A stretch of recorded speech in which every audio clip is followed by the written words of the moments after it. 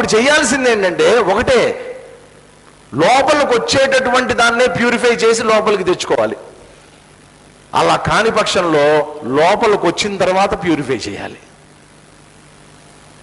మనం వినేటటువంటి శబ్దాలు లోపలికి వచ్చే ముందే ప్యూరిఫై చేసి వినాలి. ఇంద్రియ అగ్నిషు జుహ్వతి అది చెప్పింది. ఇంద్రియం ద్వారా లోపలికి వచ్చేటటువంటి దాన్ని ప్యూరిఫై చేసి లోపలికి తెచ్చుకోవాలి. అబ్బే నాకు ఆ సిస్టమ్ చేత కాదండి, అసలు బయట ఉండేదాన్ని ప్యూరిఫై చేయి, బయట ఉండే శబ్దాన్ని ప్యూరిఫై చేయి. కాబట్టి మన ఇంట్లో కూడా నిరంతరం ఎటువంటి శబ్దాలు వస్తూ ఉండాలండి, ఎటువంటి పాటలు వినిపిస్తూ ఉండాలి, ఎటువంటి మ్యూజిక్ వినిపిస్తూ ఉండాలి. మనకి చక్కటి శ్రావ్యమైనటువంటి సంగీతం వినగలగాలి, శ్రావ్యమైనటువంటి భగవన్ నామాన్ని చెప్పేటటువంటి శబ్దాలు ఏమన్నా ఉంటే వాటిని వినగలగాలి. బయట ఉండే శబ్దాన్ని మనం ఫిల్టర్ చేయాలి. అది ఫిల్టర్ చేయలేనప్పుడు 10 మంది శబ్దాలు వస్తూ ఉంటాయి, 10 రకాల శబ్దాలు వస్తూ ఉంటాయి. దాన్ని ఫిల్టర్ చేసి వినగలిగేటటువంటి శక్తి నా ఇంద్రియానికి లేదు. అందుకని ఏం చేస్తావు, వాటినన్నింటినీ కంట్రోల్లో పెట్టు, కిటికీలన్నీ మూసేసేసి నువ్వు కూర్చుని నీకు నువ్వే ఓంకారాన్ని చెప్పుకుని ఆ ఓంకారాన్ని వింటూ చక్కగా ఆ ఓంకారాన్ని యజ్ఞంగా భావించి ఇంద్రియాలని స్వాధీనంలోకి తెచ్చుకో. ధ్యానం చేయి, ధ్యానం చేయటం కూడా ఒక యజ్ఞం. ఉచ్ఛ్వాస నిశ్వాసాలను కంట్రోల్లో పెట్టు, అది నిన్ను ప్యూరిఫై చేస్తుంది, అంతఃకరణాన్ని ప్యూరిఫై చేస్తుంది. కాబట్టి ఈ యజ్ఞయాగాదులు ఇవన్నీ ఏంటంటే మనల్ని మనం ప్యూరిఫై చేసుకునేటటువంటి సిస్టమ్ ఇదంతా కూడా. ఎవరు చేసి పెడతారండి? చెడిపోయింది నేనైనప్పుడు ప్యూరిఫై చేసుకోవాల్సింది కూడా ఎవరు? నేనే. ఇప్పుడు రాత్రి వంట చేస్తాం, వంట చేసిన తర్వాత ప్లేట్లన్నీ పెట్టుకొని తింటాం, అంతా అయిపోయింది, తినడం కూడా అయిపోయింది. తర్వాత ఏం చేస్తాం? అన్ని కడుక్కోవాలి కదా. కడుక్కోకుండానే మళ్ళీ వండుకుంటారా? కడుక్కోకుండానే ప్లేట్లలో పెట్టుకుని తింటారా? తినం కదా. మళ్ళీ పొద్దున్న అన్ని కడుక్కున్నా, కనీసం రాత్రి కడకపోయినా పొద్దున్న కడుక్కుంటాను. మళ్ళీ పొద్దున్న వంట చేసుకున్నటువంటిది ఏం చేయాలి? మళ్ళా సాయంత్రానికంతా మళ్ళా ప్యూరిఫై చేసుకోవాలి. అందుకనే పూర్వకాలం ఏం చేసేవాళ్ళు అంటే బ్రాహ్మణుల ఇళ్లలో అక్కడ త్రికాల సంధ్యావందనం అని చేసేవాళ్ళు. త్రికాల సంధ్యావందనం ఎందుకని? యద్రాత్ర్యాత్ కురుదే పాపం తద్రాత్ర్యాత్ ప్రతిముచ్యతే, యదహ్నాత్ కురుదే పాపం తదహ్నాత్ ప్రతిముచ్యతే. రాత్రి చేసినటువంటి పాపం రాత్రే తొలగిపోవాలి, ఉదయం చేసినటువంటి పాపం ఉదయమే తొలగిపోవాలి అని దాంట్లో సంకల్పం చేసుకుని అప్పుడు తర్పణాలు ఇచ్చి గాయత్రి మంత్రాన్ని చదివేవాళ్ళు. వాళ్ళు చదివినప్పుడు ఏమవుతుంది? ఆ పాపక్షయం అనేటువంటిది జరుగుతుందన్నమాట. ఒకవేళ తెలుసో తెలియకో, పాపమే కాదండి తప్పులు కూడా చేస్తాం ఒక్కొక్కసారి. ప్రతీదీ పాపమే, ఎవడు ఏం చేయడు. తెలుసో తెలియకో కొన్ని తప్పులు చేస్తూ ఉంటాం. ఆ తప్పుల వల్ల కలిగేటటువంటి లోపల ఇంద్రియాల చాంచల్యం కానీ మనోచాంచల్యం కానీ ఇవన్నీ కూడా తొలగిపోతాయి. అందుకోసం అని చెప్పి మన డే, మన పర్సనాలిటీ, మన వ్యక్తిత్వం, మనం తీసుకునేటటువంటి ఆహారం ప్రతి ఒక్కదాన్ని కూడా. అందుకనే మీరు చూడండి ఈ రోజుల్లో ఇప్పుడు అందరూ కొంచెం మళ్ళా తెలుసుకుని మళ్ళా ఏంటి ఇప్పుడు కొత్తగా అందరూ సిరిధాన్యాలు. మొన్నటి వరకు అందరూ బాగా తిన్నారు, శుభ్రంగా వైట్ రైస్, పాలిష్డ్ రైస్ శుభ్రంగా లాగిచ్చేశారు. ఇప్పుడు ఒక్కొక్కడికి ఎవరిని గదుపు వాడికి బీపీలు, షుగర్లు, క్యాన్సర్లు రకరకాలు వచ్చి పడ్డాయి అందరి నెత్తి మీద. ఇప్పుడు మళ్ళా కొర్రన్నం, రాగి సంగటి మళ్ళా మొదలు అందరూ. ఎవరు తినలే, ఇవన్నీ అందరూ అవాయిడ్ చేశారు. వీటినన్నింటి శుభ్రంగా తినేవాళ్ళు అందరూ అవాయిడ్ చేశారు, లేనిపోనివన్నీ నెత్తికి తెచ్చుకున్నారు. నాకు ఎంత బాధ వేస్తుందంటేనండి, ఇప్పుడు ఒక అడవిలో ఉంటారు పాపం, అటవీకులు వాళ్ళందరూ ఉంటారు కదా, వాళ్ళు అడవిని రక్షిస్తూ ఉంటారు, అడవుల్లో దొరికేవేవో తింటూ ఉంటారు. ఈ గవర్నమెంట్లు కూడా ఎంత తెలివి తక్కువగా ఉంటాయంటే వాళ్ళని తీసుకుని వచ్చి వాళ్ళకి తెల్ల బియ్యం ఇచ్చి సన్న బియ్యం ఇచ్చి హాయిగా అడవుల్లో దొరికేది న్యాచురల్గా ప్రకృతిలో లభించే తినేవాడు వాడిని తీసుకొని వచ్చి వీడికి విషం పెట్టి చంపుతున్నారు వాడిని అనవసరంగా. ఏదో పెద్ద ఇంటెలిజెంట్గా చాలా అభివృద్ధి చేశామనుకుని ఫీల్ అయిపోతున్నారు వాళ్ళందరూ. So wrong. ఒకప్పుడు మనం అట్లాగే ఉన్నాం ఇక్కడ అందరూ. ఇప్పుడు మాకు వాస్తవంగా ఏంటంటే కోస్తా జిల్లాల్లో ఈ సిరిధాన్యాలు, చిరుధాన్యాలు ఇప్పుడు పెద్దగా మాకు తెలియవండి. అక్కడంతా రైస్, ప్యాడీ పండించేవాళ్ళు. అయితే ఏంటంటే అన్పాలిష్డ్ తినేవాళ్ళం మేము చిన్నప్పుడు. అన్పాలిష్డ్గా బ్రౌన్ రైస్ లాంటిది ఏదో ఉండేది, పొట్టు ఉండేది, అదే తినేవాళ్ళం. దంపుడు బియ్యం తినేవాళ్ళం. ఇప్పుడు అంతా వైట్గా పాలిష్ పెట్టేసేసి అదంతా ఏంటి దాంట్లో మళ్ళా ఫోర్టిఫై చేస్తారట. దాంట్లో ఏవో కెమికల్స్ లాంటివి కలిపి ఆ బియ్యానికి దాన్ని శక్తిని పెంచుతారట వీళ్ళందరూ కలిసి. ఏంటో ఇప్పుడు మళ్ళా కొత్తగా ఇదిగో ఈ ఆహార యజ్ఞం కొత్తగా మొదలుపెట్టారు. దాంట్లో కూడా నియమాలు నిష్టలు పెట్టుకుని ఇంకా కొత్తగా ఒకటి వచ్చింది. నేను మధ్యలో కొన్నాళ్ళు చేసి చాలరా బాబు అనుకున్నా, ఇంటర్మిటెంట్ ఫాస్టింగ్. ఎవరన్నా ట్రై చేశారా ఇక్కడ? మా పురుషోత్తమన్ ఉన్నాడు వెనకాతల, ట్రై చేశాడు నాతో పాటు. ఇంటర్మిటెంట్ ఫాస్టింగ్ తెలుసా దాని గురించి మీకు? కఠోరమైనటువంటి ఆహార నియమం అండి అది. కానీ చాలా ఎఫెక్టివ్గా ఉంటుందంటారు. కానీ నా శరీరం అంతా దెబ్బతింది దానివల్ల. ఇప్పుడు ఇవాళ 11ంటికి తిన్నామనుకోండి, గోవిందా, మళ్ళీ రేపు 11ంటికే. అంతే. మధ్యలో నీకు కావాల్సిన నీళ్లు తాగు. నువ్వు ఎంత తింటావో అంత తినేయి. 11ంటికో 12ంటికో ఒక టైం పెట్టుకో. మధ్యాహ్నం ఎంత తింటావో అంత తినేసేయి. ఇక మళ్ళీ ఏం ముట్టుకో. చేసి నీరసం వచ్చి కింద పడి వద్దురా బాబు ఇంటర్మీడియట్ ఫాస్టింగ్ అని చేసేవాళ్ళకి ఏమన్నా అబ్బిందేమో, కొంతమందికి ఏమన్నా అది వెయిట్ లాస్కో దేనికో ఉపయోగపడి ఉంటుంది. కానీ నాకు కొంచెం ఇట్లాంటివన్నీ ఏంటంటే నిజంగా ఏదో ఒక కారణం చేత చేస్తున్నాం. కానీ అది కూడా పెద్ద యజ్ఞం లాంటిదే. అది కూడా అలా చేయడం కూడా యజ్ఞం లాంటిదే.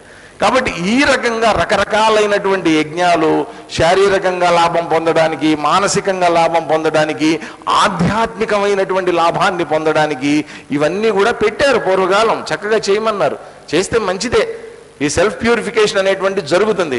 ఏతే యజ్ఞ క్షపిత కల్మషాహ యజ్ఞ విధ, వీళ్ళందరూ యజ్ఞాలు చేయటం తెలిసినటువంటి వాళ్లే, ఈ యజ్ఞం ద్వారా తమ పాపాలని పోగొట్టుకున్నటువంటి వాళ్లే అని చెప్పి మళ్ళా ఏం చెప్తున్నారు? యజ్ఞ శిష్టామృత భుజ యాంతి బ్రహ్మ సనాతనం నాయం లోకోస్త్యయజ్ఞస్య కుతోన్యః కురు సత్తమా యజ్ఞశిష్టామృత భుజః యాంతి బ్రహ్మ సనాతనం నాయం లోకోస్త్యయజ్ఞస్య కుతోన్యః కురు సత్తమా. కురు సత్తమా రకరకాల పేర్లతో పిలుస్తుంటాడు అర్జునుణ్ణి శ్రీకృష్ణ పరమాత్మ. కురు సత్తమా, కురువంశంలో ఉత్తముడైనటువంటి వాడా. కాబట్టి కౌరవులే కాదండి, పాండవులు కూడా కురువంశస్థులే. కాబట్టి కురువంశంలో శ్రేష్ఠుడైనటువంటి వాడా ఓ కురుసత్తమ అర్జున, యజ్ఞ శిష్ట అమృత భుజ సనాతనం బ్రహ్మయాంతి. ఇప్పటిదాకా చెప్పినటువంటి యజ్ఞాలు ఏవైతే ఉన్నాయో యజ్ఞ శిష్టము, ఆ యజ్ఞంలో మిగిలినటువంటి దాన్ని ఎవరైతే అమృతం అంటారు దాన్ని, అమృతం, ఆ అమృతాన్ని ఎవరైతే భుజిస్తారో వాళ్ళు ఏమవుతారట? యాంతి బ్రహ్మ సనాతనం, సనాతనమైనటువంటి ఆ బ్రహ్మతత్వం ఏదైతే ఉందో దాన్ని యాంతి పొందుతారట.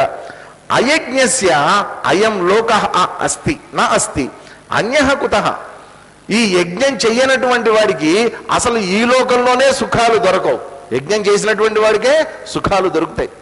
యజ్ఞం చెయ్యనటువంటి వాడికి సుఖాలు దొరకవు ఈ లోకంలో. వేరే లోకంలో మాత్రం దొరుకుతాయట అయ్యా వీడికి అని క్వశ్చన్ వేస్తున్నాడు. అంటే ఏంటంటే ఏదో ఒక రకమైనటువంటి సిస్టమాటిక్ లైఫ్ అండి.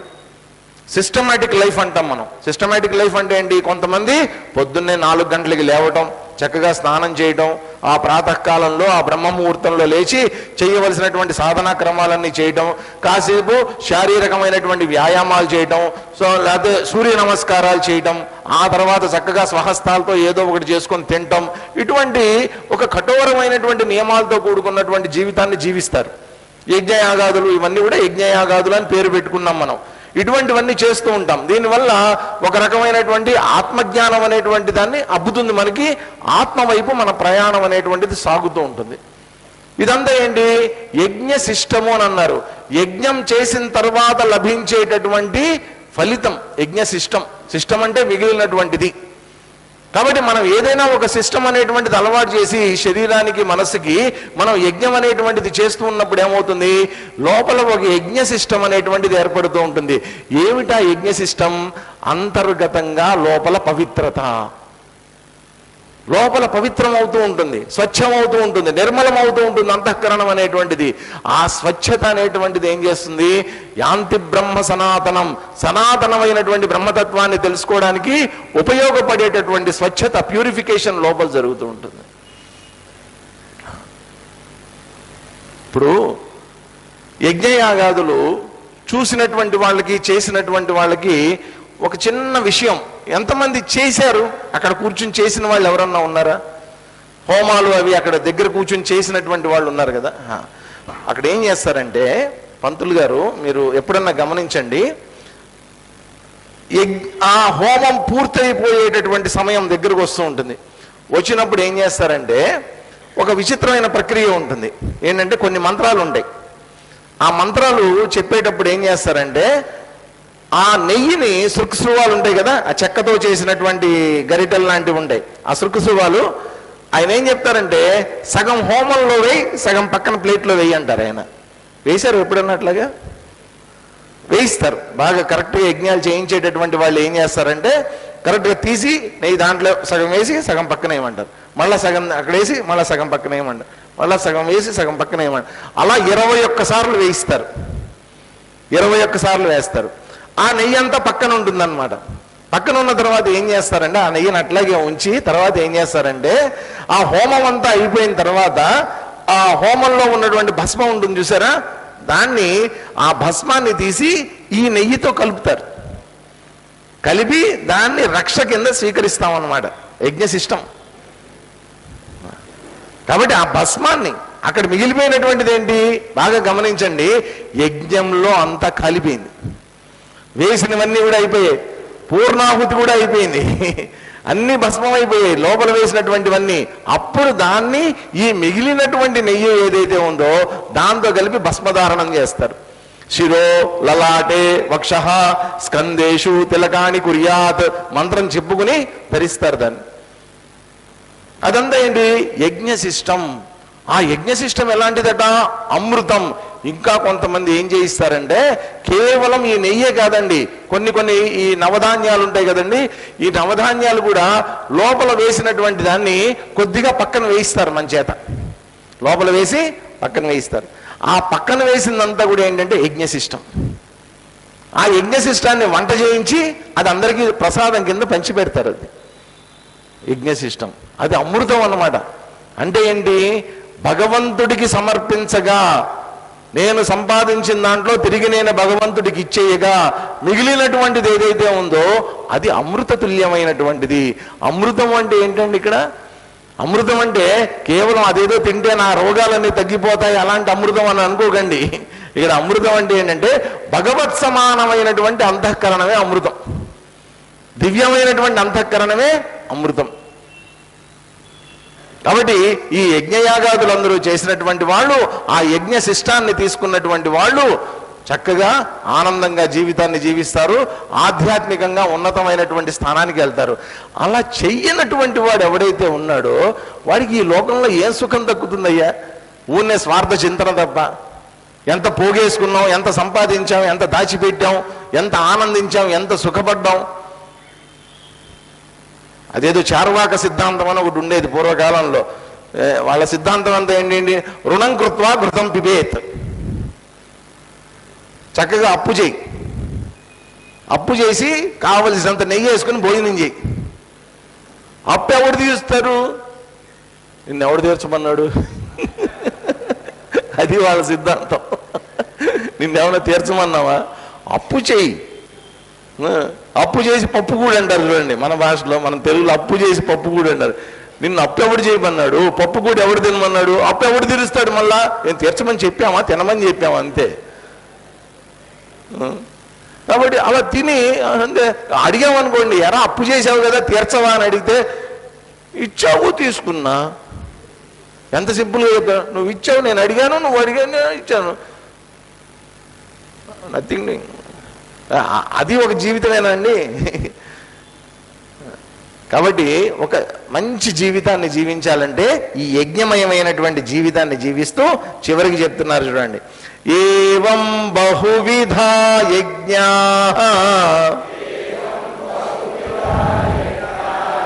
వితతా బ్రహ్మణో ముఖే కర్మజాన్ విద్ధితాన్ సర్వాన్ ఏవం జ్ఞాత్వా విమోక్ష్యసే ఏవం బహువిధా యజ్ఞాః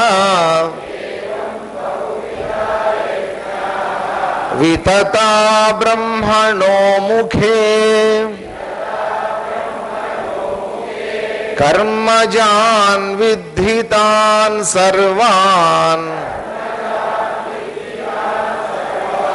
ఏవం జ్ఞాత్వా విమోక్ష్యసే. ఏవం బహువిధాః యజ్ఞాః బ్రహ్మణః ముఖే వితతాః. ఈ రకంగా అనేక రకాలైనటువంటి యజ్ఞాలు బ్రహ్మ యొక్క ముఖంలోంచి వితతా అవన్నీ కూడా వెలువడ్డాయట. తాన్ సర్వాన్, ఆ యజ్ఞాలన్నీ కూడా కర్మజాన్ విద్ధి, కర్మతోనే పూర్తవుతాయి. ఏవం జ్ఞాత్వా విమోక్షసే, ఈ విషయాన్ని తెలుసుకున్నటువంటి వాడు విమోక్షసే, బంధంలోంచి బయటపడతాడు. కాబట్టి ఒక యజ్ఞం చెయ్యాలి అనుకోండి, యజ్ఞం చేయటం అంటే ఏంటి? ఏదో ధ్యానం చేయటం కాదు కదండి. యజ్ఞం చేయటం అంటే ధ్యానం చేసుకుంటూ కూర్చోవడం అంటే ఏం పని చేయకుండా చక్కగా కూర్చుని భగవంతుడి మీద మనసు లగ్నం చేయటం. యజ్ఞం అంటే ఏంటి?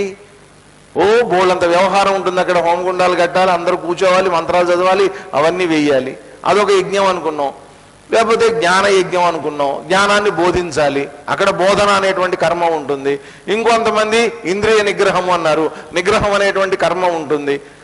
మనో నిగ్రహము అన్నారు, మనోసును నిగ్రహించేటటువంటి కర్మ ఉంటుంది. ఏదైనా సరే యజ్ఞంగా మనం చెప్పుకునేటటువంటిది ఇప్పటిదాకా ఉందో ఇవన్నీ కూడా కర్మజాన్, కర్మతో కూడుకుని ఉన్నటువంటివే. దీంట్లో కర్మ లేకుండా లేనటువంటిది ఒక్కటి కూడా లేదు. అన్ని కర్మలోంచి పుట్టినటువంటివే. ఇవన్నీ ఎక్కడి నుంచి వచ్చాయి? బ్రహ్మముఖే, బ్రహ్మం యొక్క ముఖంలోంచి వచ్చాయి ఇవన్నీ కూడా. కాబట్టి వేదం నుంచి వచ్చినటువంటివి ఇవన్నీ. ఎవరో చెప్పినటువంటివి కాదండి, వేదాలలో ప్రమాణాలతో సహా ఉన్నటువంటివి ఇవన్నీ కూడా ప్రామాణికంగా చెప్పబడినటువంటివి. అందుకనే మన ఋషులైనటువంటి వాళ్ళు, మహాత్ములైనటువంటి వాళ్ళు ఇవన్నీ ఆచరించారు. రకరకాల యజ్ఞాలని ఆచరించారు. ఇవన్నీ చేసి వాటి ఫలితాన్ని పొందినటువంటి వాళ్ళు. ఈ విషయాన్ని తెలుసుకున్నటువంటి వాడు విమోక్షసే, వాడు మోక్షంలో బంధంలోంచి బయటపడి మోక్షాన్ని పొందుతారట అని చెప్పి తర్వాత ఇంకొక శ్లోకం చదువుదాం, ఆపేద్దాం. శ్రేయాన్ ద్రవ్యమయాద్ యజ్ఞాత్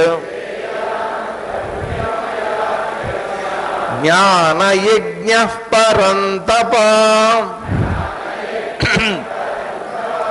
సర్వం కర్మాఖిలం పార్థ జ్ఞానే పరిసమాప్యతే. శ్రేయాన్ ద్రవ్యమయాద్ యజ్ఞాత్ జ్ఞానయజ్ఞః పరంతప సర్వం కర్మాఖిలం పార్థ జ్ఞానే పరిసమాప్యతే. పరంతప అర్జున, ద్రవ్యమయాత్ యజ్ఞాత్ జ్ఞానయజ్ఞ శ్రేయాన్. ఇదొక్కటి గుర్తుపెట్టుకోండి. ద్రవ్యమయాత్ యజ్ఞాత్, ద్రవ్య యజ్ఞము అన్నారు ఇంతకుముందు. ద్రవ్య యజ్ఞము అంటే ఏంటి? మనం చూసాం మొదట్లోనే, ద్రవ్యాలు వేయటం, హోమంలో ద్రవ్యాలు వేయటం, అగ్నిలో ద్రవ్యాలన్నీ వేయటం, చుట్టూ కూర్చుని మంత్రాలు చదవటం, ఇదంతా అంటే నిజంగా ఒక యజ్ఞం ఏదైతే జరుగుతోందో, మనం యజ్ఞం అని గూగుల్లో కొట్టంగానే కనిపించేటటువంటిది ఏదైతే ఉందో అది యజ్ఞం. ఋత్వికులు, యజమానులు, బ్రహ్మగారు అందరూ ఉండి చేసేటటువంటి యజ్ఞం. దేవతల్ని ఆరాధించడానికి, దేవతల్ని తృప్తిపరచడానికి చేసేటటువంటి యజ్ఞయాగాదులు అవన్నీ కూడా. వాటికంటే కూడానట ఏం చెప్తున్నారు, జ్ఞానయజ్ఞం శ్రేయాన్, జ్ఞానయజ్ఞం అనేటువంటిది శ్రేయోదాయకమైనటువంటిది, ఉత్తమమైనటువంటిది. ఇప్పుడు మనం ఏం చేస్తున్నాం, జ్ఞానయజ్ఞం చేస్తున్నాం. కాబట్టి అందరూ కూర్చుని చేసేటటువంటి ఆ హోమాలు యజ్ఞాలు కన్నా కూడా దానికంటే శ్రేష్టమైనటువంటి అది చేయాలండి. అది చెయ్యాలన్న ఇంట్రెస్ట్ ఉన్నటువంటి వాళ్ళు ఉంటారు, దేవతలను ఆరాధించి పొందాలనుకున్నటువంటి వాళ్ళు ఉంటారు కొంతమంది. దానికంటే కూడా గొప్పదేమిటట జ్ఞానయజ్ఞం. అందుకనే స్వామి చిన్మయానంద గారు ఆ రోజుల్లో 1951లోనే ఈ విషయాన్ని ముందుగానే గ్రహించి ఈ జ్ఞానయజ్ఞాలు అనేటువంటి కాన్సెప్ట్ని తీసుకొని వచ్చారు ఆయన. అప్పటిదాకా జరిగినటువంటిది ఏమిటి, మఠాధిపతులు పీఠాధిపతులు వీళ్ళందరూ కూర్చుని యజ్ఞ యాగాదులు చేయించేవాళ్ళు, రకరకాల యజ్ఞాలు. జ్ఞానయజ్ఞం అనేటువంటి కాన్సెప్ట్ కూడా ఒకటి ఉంది, దీన్ని కూడా మనం బయటికి తీసుకుని రావాలి. ఎందుకు తీసుకుని రావాలి తర్వాత చెప్పారు చూడండి, సర్వం కర్మాఖిలం పార్థ జ్ఞానే పరిసమాప్యతే. నువ్వు ఎన్ని రకాలైనటువంటి కర్మలైనా చేయి, నువ్వు ఎన్ని రకాలైనటువంటి యోగాలన్నా ఆచరించు, తల్లకిందులుగా తపస్సులు చేయి, ఏమన్నా చేయి, చివరికి ఇవన్నీ దేంతో సమాప్తం అయిపోతాయి, సర్వం జ్ఞానే పరిసమాప్యతే. ఆత్మజ్ఞానంతో పూర్తయిపోతాయి ఇవన్నీ కూడా. కాబట్టి మనం ఏం చేస్తున్నాం ఇప్పుడు, అన్నిటికంటే శ్రేష్టమైనటువంటిది, అన్నిటికంటే శ్రేయోదాయకమైనటువంటిది, మన అవసరానికి తగ్గట్టుగా సిద్ధంగా ఉన్నటువంటి జ్ఞానం ఏదైతే ఉందో ఆ జ్ఞానాన్ని అధ్యయనం చేయడానికి ప్రయత్నం చేస్తున్నాం. కాబట్టి అన్నిటికంటే శ్రేష్టమైనటువంటిది ఏది, జ్ఞానయజ్ఞం. నువ్వు ఎన్ని చేయి, ఇవన్నీ చెయ్యాల్సిందే. ఎంతవరకు ఇవన్నీ, ఎంతవరకు ఇవన్నీ లోపల ప్యూరిఫై చేసేంతవరకే ఇవన్నీ కూడా, నన్ను నేను శుద్ధం చేసుకునేంతవరకు ఇవన్నీ కూడా. శంకరాచార్యులు వారు క్లియర్గా చెప్తారనమాట, ఈ కర్మ అనేటువంటిది ఏం చేస్తుందంటే నిన్ను, నీ స్వరూపాన్ని, నీ వ్యక్తిత్వాన్ని శుద్ధం చేయడానికి ఉపయోగపడుతుంది తప్ప నతు వస్తూపలబ్ధయే అంటారు ఆయన. ఆత్మశుద్ధయే, నిన్ను నువ్వు శుద్ధం చేసుకోవడానికి పనికొస్తాయి, కానీ నతు వస్తూపలబ్ధయే, నీకు బ్రహ్మవస్తువు అనేటువంటి దాన్ని అందించలేవు ఈ కర్మలన్నీ కూడా. బ్రహ్మతత్వాన్ని నువ్వు తెలుసుకోవాలంటే చివరికి ఎక్కడికి రావాలి, నువ్వు జ్ఞానం దగ్గరికి రావాల్సిందే. నువ్వు ఉపనిషత్తులు చదివినా సరే జ్ఞానం దగ్గరికి రావాల్సిందే, భగవద్గీత దగ్గరికి రావాల్సిందే. మళ్ళా బ్రహ్మసూత్రాలు చదివినా సరే మళ్ళా భగవద్గీత దగ్గరికి రావాల్సిందే, ఈ జ్ఞానం కలగాల్సిందే. నేను షడ్దర్శనాలు చదివానండి, న్యాయము, సాంఖ్యము, మీమాంస, యోగము, పూర్వమీమాంస, ఉత్తర మీమాంస అన్ని చదివా, మళ్ళా నువ్వు భగవద్గీత దగ్గరికి రావాల్సిందే. ఎన్ని రకాలు ఉన్నాయో ఈ ప్రపంచంలో, ఎన్ని వేదాలు ఉన్నాయో ఎన్నన్నా చదవండి, ఎన్ని చదివినా కానీ భగవద్వాక్యం డైరెక్ట్గా భగవంతుడి నోట్లోంచి వచ్చినటువంటి వాక్యాలు ఇవన్నీ. ఇంతకు మించినటువంటి జ్ఞానం ఎవరన్నా ఇచ్చారండి? ఋషులు ఇచ్చినటువంటిది వేరు, మునులు ఇచ్చినటువంటిది వేరు. భగవంతుడే స్వయంగా ఇచ్చినటువంటి జ్ఞానం ఏదైతే ఉందో అది భగవద్గీత. కాబట్టి అన్ని రకాలైనటువంటి యోగాలు, సాంఖ్యాలు ఇవన్నీ కూడా ఇక్కడికి వచ్చేసరికి పరిసమాప్యత ఎండ్ అయిపోతాయి.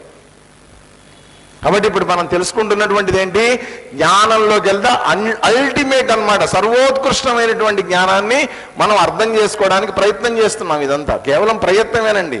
ఇదంతా ఏదో అయిపోయిన తర్వాత నాకు మోక్షం వస్తుంది, మీకు మోక్షం వచ్చేస్తుందని అనుకోకండి. It's effort.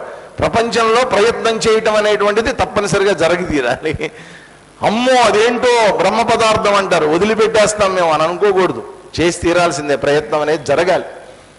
కాబట్టి ఇది జ్ఞానయజ్ఞము, జ్ఞానంతో పరిసమాప్యతే. అంటే ఏంటి సార్, అయిపోయిందా, రేపటి నుంచి భగవద్గీత ఉండదా? జ్ఞానం కలిగేసింది సార్ మాకు. అమ్మ ఇప్పటికయింది కేవలం 30 రోజులే. 30 రోజులు అయ్యాయా? అయినట్టున్నాయి. 30 రేపటితో అవుతుంది అనుకుంటా. 30 రోజులు, 1 మంత్ పూర్తి అవుతుంది మనకి స్టార్ట్ చేసి. అంటే ఏంటి, 108 రోజుల్లో 30 రోజులు అంటే 1/4 మనం పూర్తి చేసాం. ఇంకా 3/4 ఉంది మనం చేయాల్సింది. అప్పుడు కానీ జ్ఞానం పూర్తి కాదండి. అప్పటిదాకా ఈ జ్ఞాన యజ్ఞాన్ని చక్కగా కొనసాగిద్దాం. అందరూ కాసేపు స్ట్రైట్గా కూర్చోండి.